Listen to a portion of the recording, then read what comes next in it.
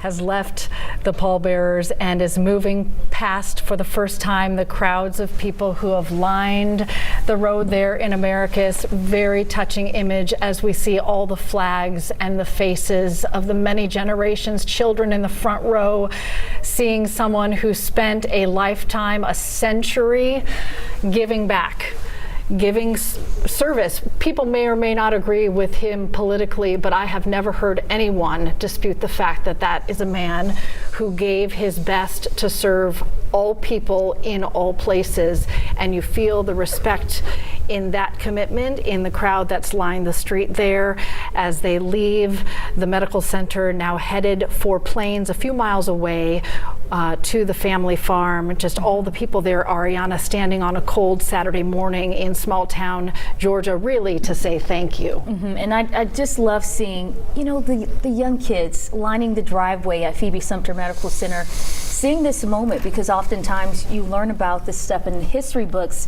They'll grow up and tell their grandkids, I was actually there. I saw the late president in his final journey to Atlanta.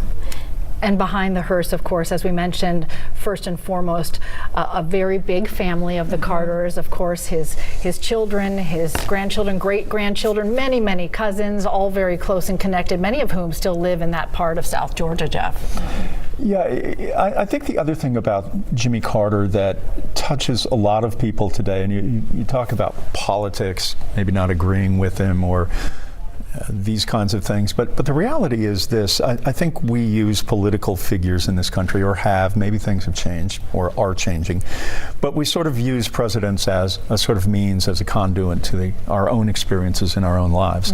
Jimmy Carter really has been a dominant figure, or a headlining figure, nonstop since the mid-1960s in Georgia. Right. And it's impossible to think of anyone else who even compares to that. I mean, he has been, you know, whether a state senator or a governor or a U.S. president or a citizen of the world, but he has been, you know, one of these figures who has dominated the landscape here for 60 years. I mean, it's extraordinary. I'm hard-pressed to think of anyone else in America who has had that kind of run that long with that sort of influence. And I don't think you're able to come up with anyone. And that's why you see so many people emotional. We've been speaking to people in Americus, in Plains, here in Atlanta, and everyone, they're so emotional when they speak of the late president. Just pulling on small stories, whether it was a personal story where they had a one-on-one interaction, or just growing up,